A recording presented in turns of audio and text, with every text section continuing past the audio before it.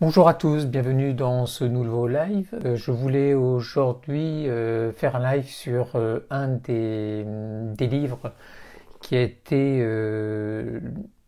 une inspiration pour la nouvelle activité que je mets en place. Et puis une inspiration également pour la fresque qui a été réalisée sur un des murs de mon bureau. Ce livre, il s'agit Le voyage du héros de Stephen Gilligan et Robert Dills. Il se lit très facilement, il est très intéressant et je vais vous en parler un peu aujourd'hui. C'était l'envie du jour. Tout d'abord, je voudrais vous lire une phrase de Joseph Campbell. Un héros s'aventure hors du temps.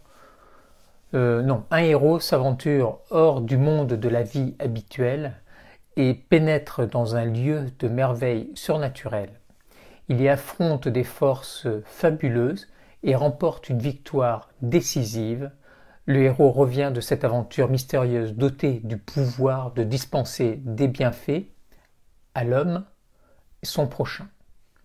Tel est le modèle du mythe selon Joseph Campbell.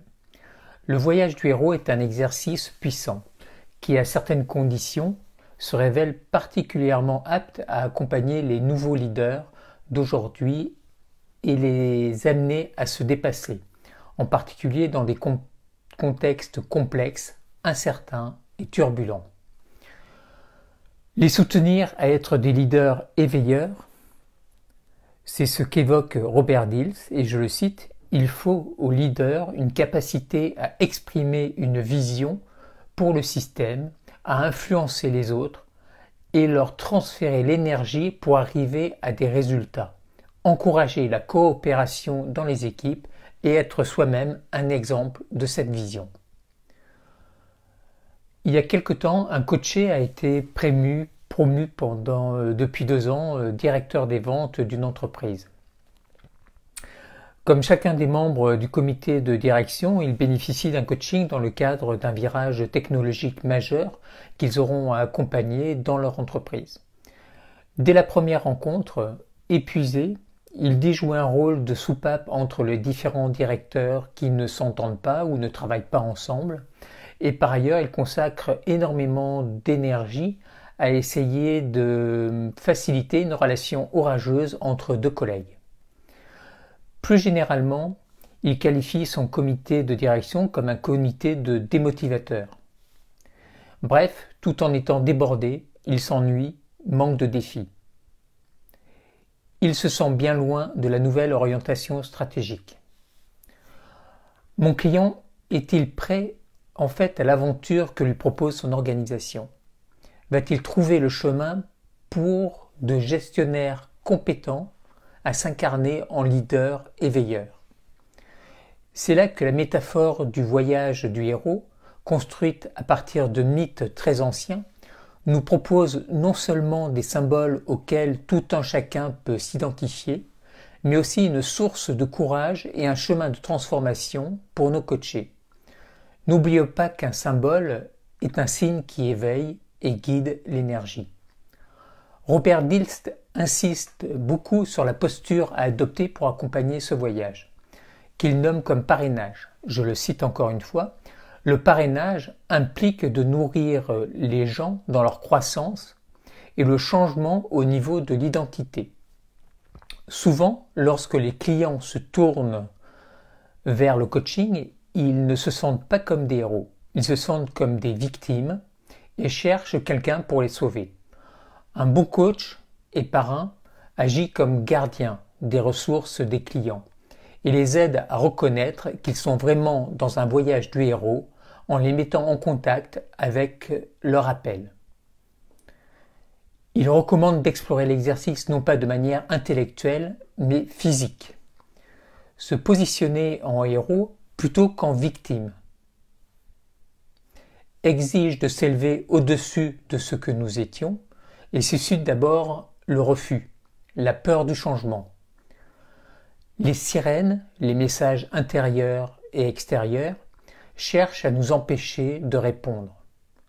Notre travail de coach consiste à aider notre client à les reconnaître et à les dépasser, à laisser s'exprimer son appel qui le guidera enfin à endosser son étoffe de héros.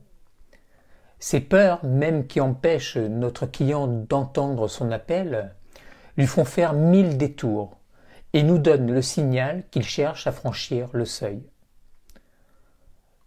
Je choisis alors de prendre mon courage à deux mains et je le confronte avec sincérité. Quel est son appel profond? Au nom de quoi choisit-il de poursuivre? Et à quoi ce coaching va-t-il lui être vraiment utile? C'est le moment de faire une pause.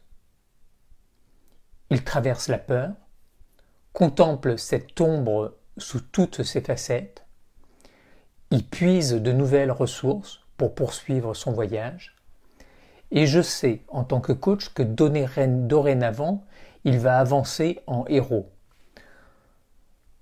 Une de ces phrases de ce coaché, « Votre rétroaction m'a obligé à réfléchir », dit-il.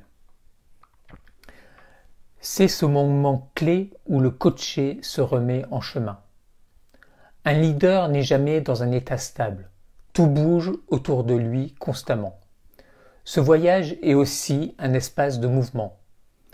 Le voyage du héros est un parcours qui permet une évolution personnelle avec entre les mains une carte qui montre les étapes d'un processus personnel de transformation intérieure. Mon client rencontrera ses guides, puis affrontera le dragon, ce démon qui nous tend un miroir, et vivra la transformation grâce aux archétypes. Arrêtons-nous quelques instants sur la dernière étape, le retour à la maison. Superbe sujet de bouclage d'un coaching. Le coaché a trouvé ce qu'il a d'unique et le ramène en cadeau, car le processus de transformation doit aussi bénéficier à son environnement. Pour mon coaché, comme pour tout autre leader, ce voyage l'a relié à sa mission de vie et a révélé sa passion.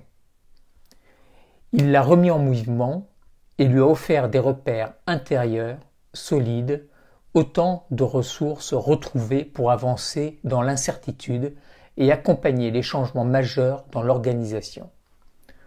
Le voyage du héros ouvre aussi une pluralité de choix possibles sur le chemin, de rôles à jouer, de ressources à puiser. Il réveille l'intelligence émotionnelle du leader, devenu un passage obligé pour celui qui souhaite devenir un leader aligné et en maîtrise de son jeu intérieur. Accompagner l'approche symbolique du voyage du héros demande au coach une qualité d'intériorisation et de centrage. Sans mettre en place cet état, nous sommes condamnés à obtenir des résultats superficiels. Les temps de silence et d'intériorisation seront aussi essentiels que les temps de parole et de partage. L'objectif d'harmoniser des opposés est plus qu'un choix argumenté. Au terme de son coaching en héros, mon client écrit « Ce voyage a réussi à me faire explorer et parfois dépasser mes limites et découvrir qu'il m'était possible de les exploiter. Le cadrage, le voyage du héros et le centrage m'ont permis d'aborder des situations difficiles avec une approche plus innovante. Maintenant, je me donne des permissions que je n'aurais jamais osé auparavant. Je retiens de cette démarche une expérience exigeante mais extraordinaire. » Voilà ce que je voulais vous dire sur ce livre Le voyage du héros qui a été une de mes grandes inspirations dans le nouveau souffle que je veux donner à mon orientation professionnelle. Je vous remercie de votre écoute et de votre présence. Je te remercie Oriane, Isabelle et Nicolas d'être là. Nicolas, le voyage du héros, on en a beaucoup parlé. À très bientôt, je vous embrasse.